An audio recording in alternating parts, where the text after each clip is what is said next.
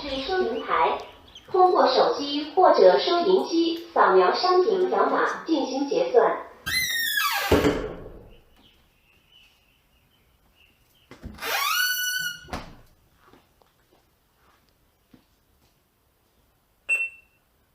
扫码失败，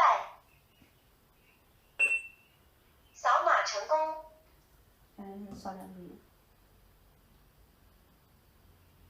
请面向屏幕，请支付，请确认支付，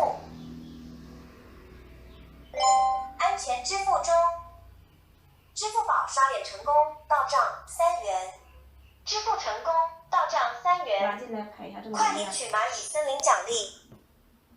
他也就开门离开。谢谢光临，门已开启，请离开。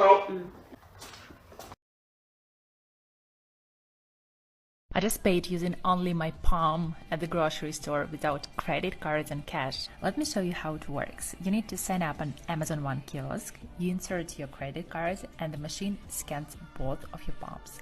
Then you enter your mobile number and agrees with terms of use. You're all set. I didn't believe that it worked that simple and decided to check it straight away. I just got something to drink and went to the cashier. And this is the moment. I just paid using my palm.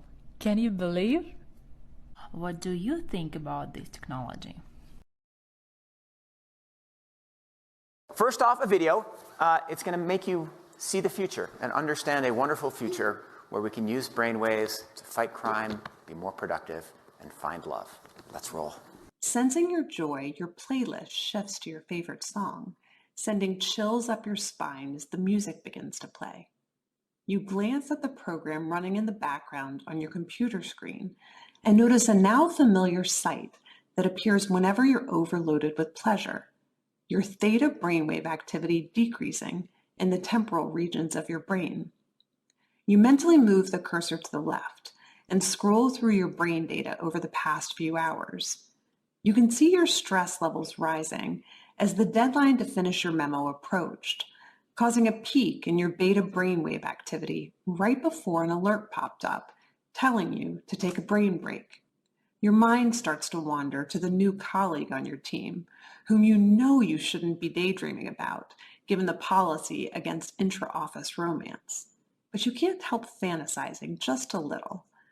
But then you start to worry that your boss will notice your amorous feelings when she checks your brain activity and shift your attention back to the present.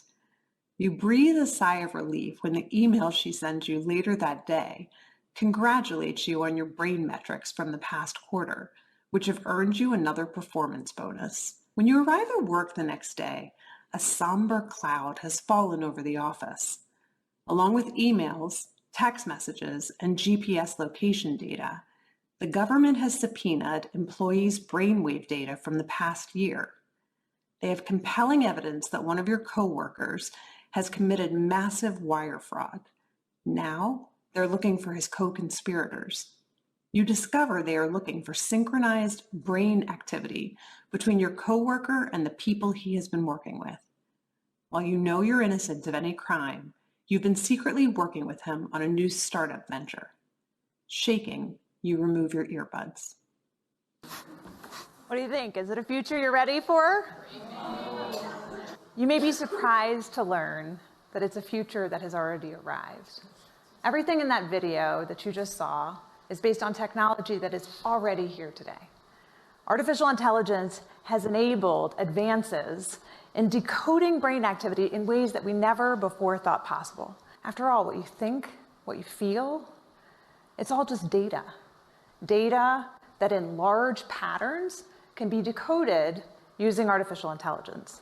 We're not talking about implanted devices of the future. I'm talking about wearable devices that are like Fitbits for your brain.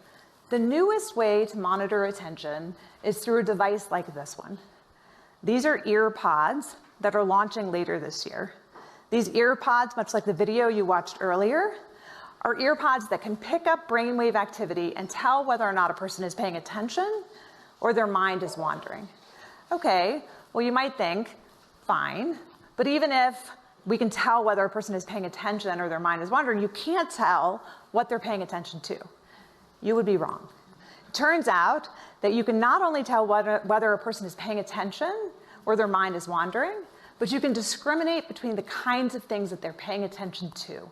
Whether they're doing something like central tasks, like programming, peripheral tasks, like writing documentation, or unrelated tasks, like surfing social media or online browsing. When you combine brainwave activity together with other forms of software and surveillance technology, the power becomes quite precise.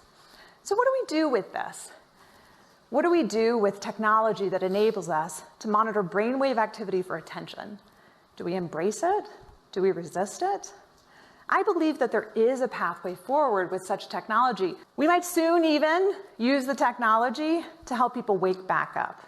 This is a haptic scarf that MIT Media Lab has developed, which uses brainwave technology in a responsive way to give a person a little buzz, literally, when their mind starts to wander, to help them refocus and hone their attention. I'm giving you the positive use cases because what I don't want the reaction to be is, let's ban this.